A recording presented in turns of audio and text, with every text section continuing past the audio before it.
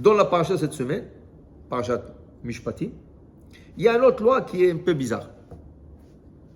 La Torah donne le droit à un père de vendre sa petite fille comme servante. Ki imkor ish et bito la ama. Depuis quand, en tant que juif, on fait ça? Mais c'est une loi de la Torah. Okay? Dans le monde arabe, ils sont en train de faire ça. Ils vendent le petite fille 3 ans, 4 ans, 5 ans, comme des servantes, et elles travaillent dans des parcours.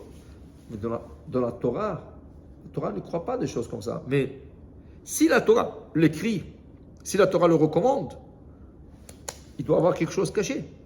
Alors on veut comprendre le sens caché. C'est quoi le sens? Pas le mystique.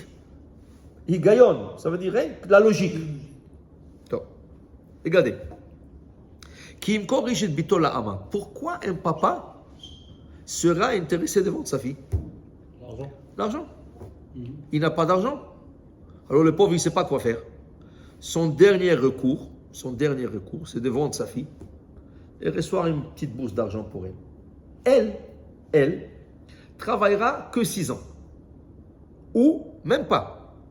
S'il a été vendu à l'âge de 10 ans, la Torah dit dès qu'elle devient bat mitzvah, elle est relâchée. Ça veut dire qu'elle a travaillé en tout et pour tout 2 ans. Okay? Si le jubilé arrive, elle est relâchée. Okay? Alors, ça veut dire que 6 ans, c'est le maximum. Mais il se peut qu'elle sortira beaucoup plus vite que ça. Okay? Mais donc, c'est sûr qu'elle va travailler dans notre maison. Okay? Elle, c'est pas comme l'esclave qu'on doit l'éduquer. Elle a été vendue. Mais quel est l'intérêt de vendre? Bon, tu n'as pas d'argent. Pourquoi vendre ta fille? Pourquoi pas vendre le garçon? Pourquoi la Torah ne parle pas de vendre un garçon comme esclave? Okay? Regardez.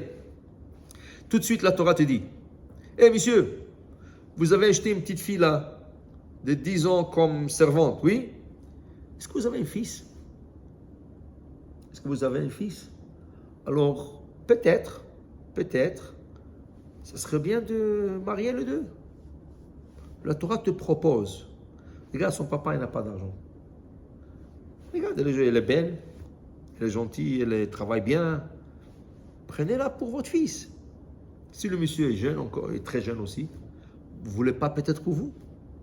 Peut-être pour vous. Marie, il est là. Okay? Avant, il se mariait avec des filles de 12 ans, de 14 ans, de 16 ans, il se mariait. Okay? Jusqu'à présent, il y a. Okay? Bon. Alors, la Torah, qu'est-ce qu'elle veut? La Torah, elle dit comme ça. Si le père est arrivé à tellement bas niveau de vendre sa fille, ça veut dire qu'il n'a pas de moyens, le pauvre. Le pauvre. Toujours, il faut donner kafsrout, il faut donner le bénéfice du doute.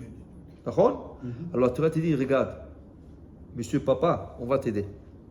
On va proposer à ce monsieur qui a acheté ta fille de la marier ou à lui ou à son fils. Pourquoi? De telle manière. S'ils vont se marier, le couple, il va se marier, automatiquement, le beau-parent, l'autre côté, okay, ils vont s'occuper de la fille. Ils vont même s'occuper de cette famille. Très possible qu'ils s'occupent aussi de la belle famille. Okay? Alors là, tu as gagné tout.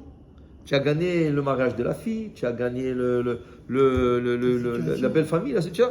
Alors la Torah, ce n'est pas qu'elle est intéressée qu'on vend une fille, parce que le garçon, ça ne va pas être la même chose. Qu'est-ce qu'on va dire au garçon? Est-ce que tu as une fille? Non. Le garçon, non. Le garçon va trouver sa fille.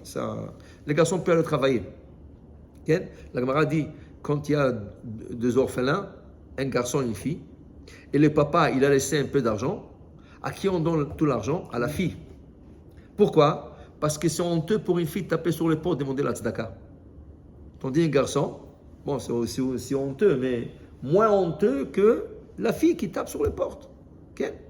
Alors on te dit, on va s'occuper de la fille d'abord. On s'occupe de la fille. C'est ça que la Torah voulait. La Torah voulait comment donner de bonnes conditions sociales à cette fille.